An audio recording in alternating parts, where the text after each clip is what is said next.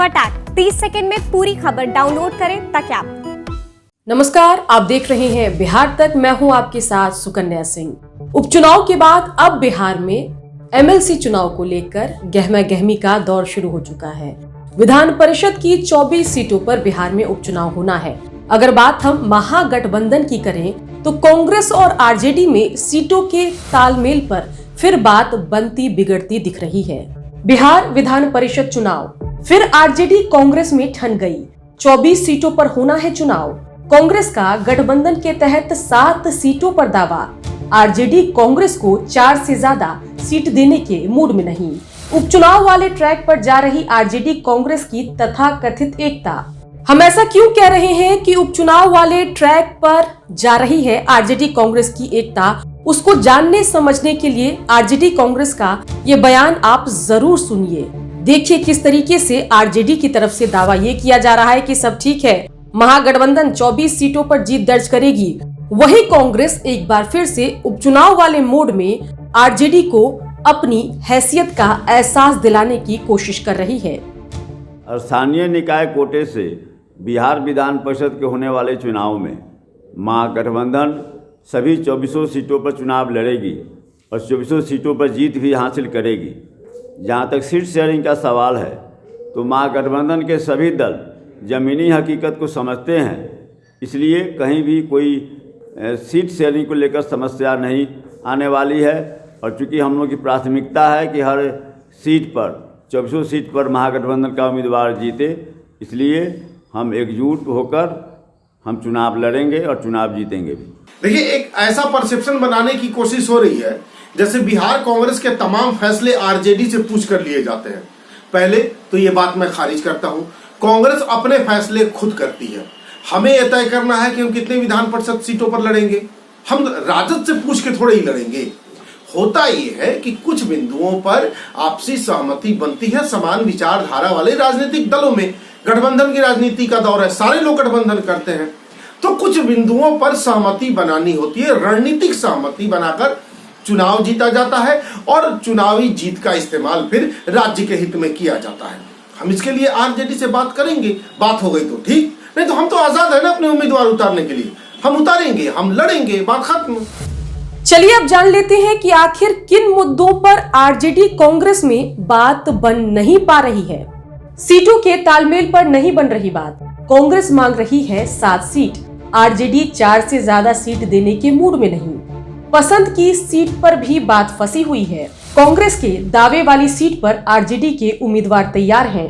हालांकि अभी तक आरजेडी ने अपने उम्मीदवारों की लिस्ट जारी नहीं की है, लेकिन माना यह जा रहा है कि जिन सीटों पर कांग्रेस की नजर है वहां आरजेडी के उम्मीदवार तैयार हैं और सिर्फ ऑफिशियल ऐलान का इंतजार है।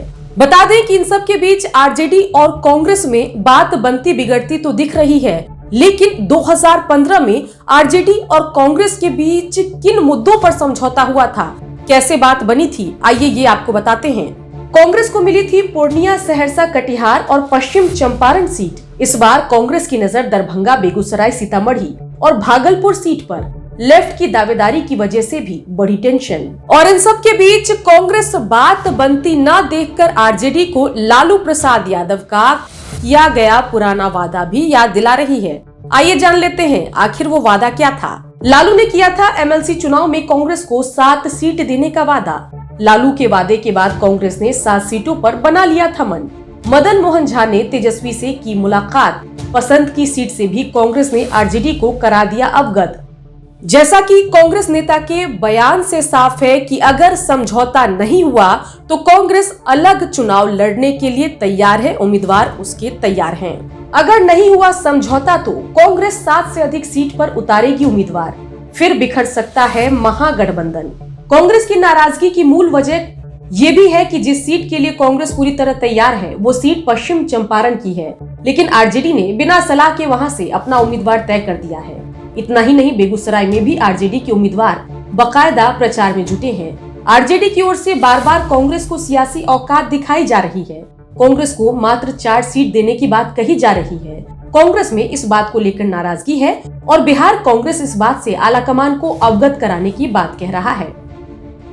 बेशक कुछ मुद्दों पर कांग्रेस की नाराजगी है, लेकिन आरजेडी के पास अपना तर्क है।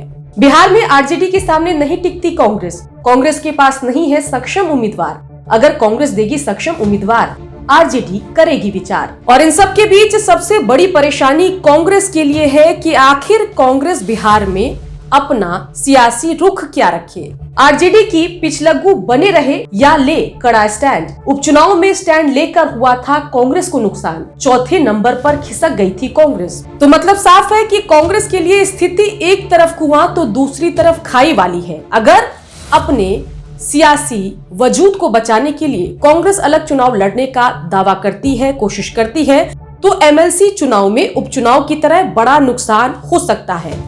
अगर आरजेडी के साथ जाती है तो फिर आरजेडी के पीछे चलना होगा। आरजेडी जो देगी उतनी सीट पर समझौता करना होगा। अब देखना होगा कि उपचुनाव से सीख लेकर क्या कांग्रेस आरजेडी में एमएलसी चुनाव में बात बनती है या बात बिगड़ती है। पटना से सुजीत झा की रिपोर्ट आप देख रहे थे।